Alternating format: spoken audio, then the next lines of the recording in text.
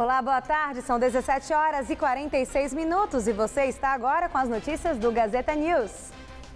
A Corregedoria da Polícia abriu investigação contra 6 dos 11 policiais militares que entraram no prédio da Moca, onde 2 pichadores foram mortos em uma suposta troca de tiros.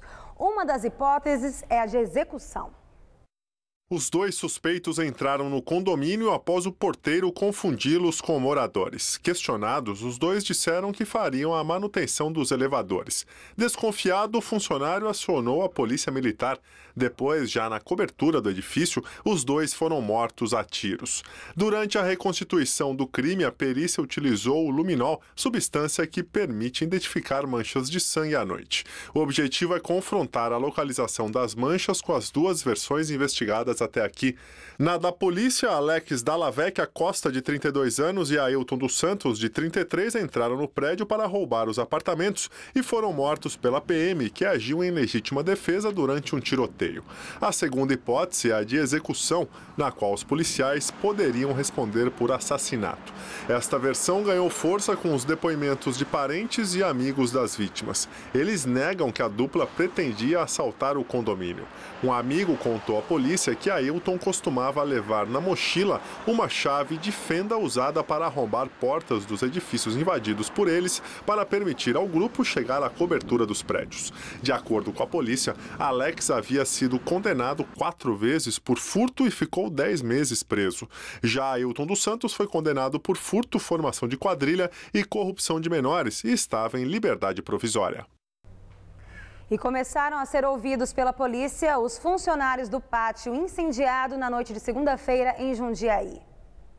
Os funcionários foram ouvidos durante a tarde desta terça-feira. De acordo com a polícia, outras 9 pessoas devem ser chamadas para continuar a apuração. O incêndio destruiu pelo menos 400 veículos que estavam em um pátio usado pela Circunscrição Regional de Trânsito, o Ciretran de Jundiaí. As labaredas atingiram mais de 10 metros de altura. Os bombeiros levaram 4 horas para controlar as chamas. Um laudo sobre as causas do incêndio deve ser divulgado em até 30 dias. A chamada Lei das Domésticas entrará em vigor nesta quinta-feira. A partir de amanhã, quem não assinar a carteira do empregado doméstico pode pagar multa de R$ 805,06. Esse é o valor mínimo a ser pago, mas pode ser maior dependendo do caso.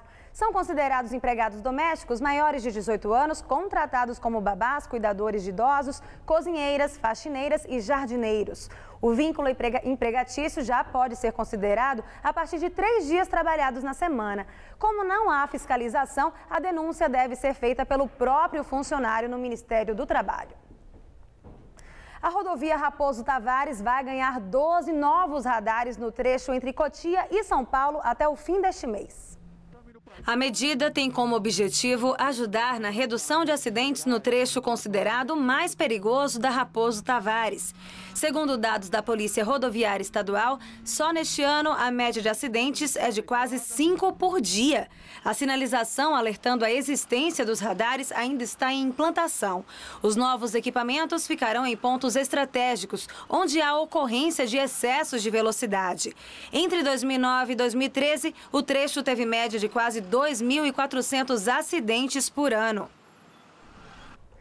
E as 2 novas ciclovias inauguradas essa semana dividem opiniões. Comerciantes e motoristas estão insatisfeitos com as mudanças no trânsito e a retirada de vagas de estacionamento de Zona Azul. Um dos trechos fica no Tatuapé.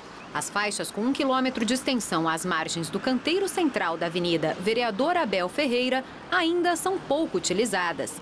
A via exclusiva para bicicletas faz parte de um projeto da Prefeitura que deve implantar 400 quilômetros de ciclovias até o final de 2015 na capital. Esse novo trecho de 2,6 quilômetros de ciclovia na região central é a terceira etapa de um projeto que começou com a implantação das faixas exclusivas do Largo do Paissandu e da Rua Mauá e que futuramente vai ligar as principais ruas da região central da cidade com outras ciclovias periféricas. Só que nesse caso, para fazer a implantação da faixa, a CET teve de desativar as vagas de estacionamento rotativo aqui da região. É uma obra inútil. Primeiro que atrapalha a circulação dos veículos. Segundo, aqui já está difícil de estacionar, já não tem mais estacionamento. Terceiro, se essa ciclovia vai e vem, o pessoal, por exemplo, vai descer aqui com a bicicleta, ele vê o farol, não vê. O secretário de Transportes esclarece que as ciclovias são adaptadas à engenharia de cada região e o uso de calçadas ou locais de estacionamento ocorrem em casos específicos nos quais não há outra opção. Nós temos 17 mil quilômetros de vias na cidade de São Paulo, de calçadas, de leito carroçável. Em tese, teria que ter 17 quilômetros também de ciclovias. Então, todas as ruas teriam que ter uma ciclovia. A situação dos haitianos que buscam refúgio em São Paulo é preocupante. A Missão Paz, no bairro do Glicério, está preocupada com o fim do contrato do abrigo da prefeitura que acolhe imigrantes e refugiados. O prazo vence na quinta-feira. Num canto do pátio, lixo acumulado. Perto dos tanques de lavar roupa, água suja escorre pelo chão. O abrigo provisório da prefeitura foi montado às pressas em maio para acolher parte dos haitianos que chegavam em grupos numerosos vindos do Acre. Hoje, menos haitianos desembarcam em São Paulo. O que aumentou foi a quantidade de imigrantes africanos por aqui. Em meados de julho, em alguns momentos, o abrigo teve de recusar novos hóspedes por causa da superlotação. O local, que tem capacidade para 150 pessoas, chegou a abrigar 300. Outro problema é que o prédio foi alugado por 3 meses e na quinta-feira termina o contrato. O padre da Missão Paz diz que a prefeitura prometeu inaugurar um abrigo permanente, mas só depois do dia 15. As pessoas podem ser despejadas, podem ir para a rua? Não, a prefeitura disse que não na reunião que tivemos, mas o problema poderia ser encaminhá-los simplesmente para os abrigos normais. O imigrante não se adapta nesse perfil, então tem que ter uma política de abrir só um local emergencial para os imigrantes. Aí vai funcionar a fase de passagem. Desde o início do ano, dos 2.600 haitianos que passaram por aqui, mais da metade conseguiram emprego. A maior parte em empresas do sul do país, com salário em torno de R$1.000. Hoje, uma rede atacadista de supermercados ofereceu 150 vagas. Para operador de caixa, repositor, conferente, entre outras atividades. O idioma atrapalha? Eles não falam português, a maioria. Isso atrapalha? Não, não atrapalha. A gente consegue se entender. A gente tem pessoas na loja que podem auxiliar nesse processo e a gente acredita muito nisso. A Secretaria Municipal de Direitos Humanos diz que ainda não há data prevista para a inauguração do abrigo definitivo, que passa por reformas. Mas, segundo a pasta, a expectativa é de que o local seja aberto ainda este mês. Ainda segundo a Prefeitura, enquanto não for inaugurado o abrigo definitivo, os imigrantes serão encaminhados para outros abrigos da Rede Municipal de Assistência Social, os mesmos que já recebem a população de rua. Dia típico de inverno para os paulistanos. Céu azul, temperaturas amenas e nada de chuva. Nesse momento, os termômetros da cidade marcam 22 graus e vai esfriar bastante no decorrer da noite. Vamos ver como fica o tempo amanhã?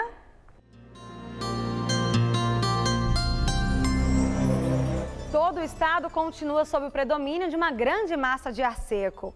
Com isso, está garantido mais um dia de sol forte e tempo firme em todas as regiões. Ainda faz frio de madrugada e no início da manhã, mas à tarde as temperaturas disparam, chegando aos 29 graus em Presidente Prudente e aos 30 em Presidente Bernardes e também em Araçatuba. No centro-norte do estado, faz calor de cerca de 29 graus na região de Ribeirão Preto e também em São José do Rio Preto. No leste paulista ainda há condições para a formação de névoa e mais uma vez pode gear na Serra da Mantiqueira, como na cidade de Campos do Jordão. No litoral, dia de muito sol e temperaturas na casa dos 29 graus amanhã. Na Grande São Paulo, quinta-feira de calor e temperaturas em queda nos próximos dias. Nessa madrugada, mínima de 11 e amanhã à tarde, termômetros na marca dos 27 graus. Já na sexta-feira, o tempo muda. A nebulosidade aumenta com a chegada de uma frente fria e a máxima cai para os 22 graus. E assim se mantém no sábado, mas no domingo o tempo deve voltar a abrir. Vamos agora às informações do trânsito aqui na capital paulista. Segundo a CET, a capital paulista tem cerca de 150 quilômetros de lentidão nesse horário. Você vê imagens da Marginal Pinheiros. Para quem vai no sentido Marginal Tietê, trânsito tranquilo. Já no sentido Interlagos, acima do vídeo, o trânsito está um pouco mais pesado. Essa agora é a Avenida Paulista, na altura do MASP, bem pertinho da TV Gazeta. À esquerda, para quem vai para o Paraíso, trânsito carregado nesse horário. O motorista não consegue desenvolver uma boa velocidade. A mesma coisa para o outro lado, quem vai no sentido da Consolação. Vamos agora ali na Rua da Consolação, na altura da Maria Antônia. À direita, no sentido centro da cidade, trânsito pesado nesse horário, mas até que fluindo. E no sentido inverso, para quem vai no sentido da Paulista, o trânsito flui melhor. Vamos ver agora a ligação leste-oeste. À direita, para quem vai acessar o elevado, trânsito tranquilo. Já à esquerda, para quem vai no sentido da Radial Leste, o trânsito está bem pesado nesse momento para o motorista. Os apaixonados por carros poderão visitar uma exposição que reconta a história do primeiro modelo fabricado no Brasil, a Romizeta. O Romizeta foi o primeiro carro produzido em série no Brasil. Sua fabricação foi de 1956 a 1961 em Santa Bárbara do Oeste, no interior de São Paulo. E por onde passa, ele ainda faz muito sucesso. Eu estou aqui com o Migoto, que é um dos colecionadores desse tipo de veículo, né, Migoto? Sim. Quando que esse carro foi fabricado aqui no Brasil? Ele foi fabricado de 1956 até 1961. Foram produzidas, na época, por volta de 3.000 unidades. E hoje nós temos entre os colecionadores por volta de uns 300 carros entre inteiros e desmontados e uns 30 carros, 40 carros andando e funcionando como está esses aqui.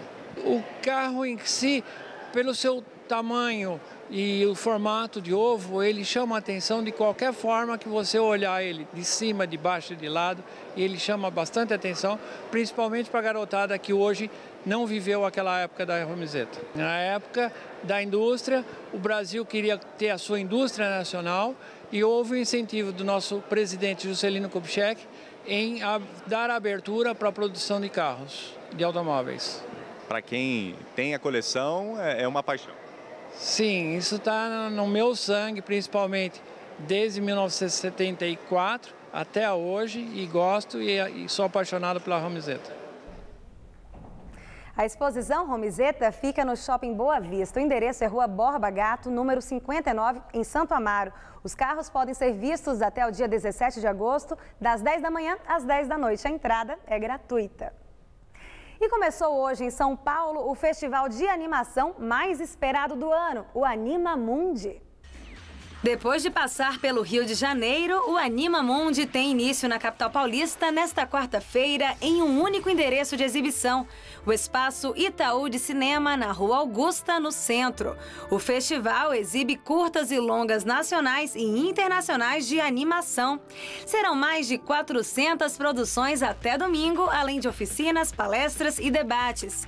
O Anima Mundi está em sua 22ª edição. Os ingressos custam R$10. Para conferir os dias e horários das sessões, acesse o site animamundi.com.br.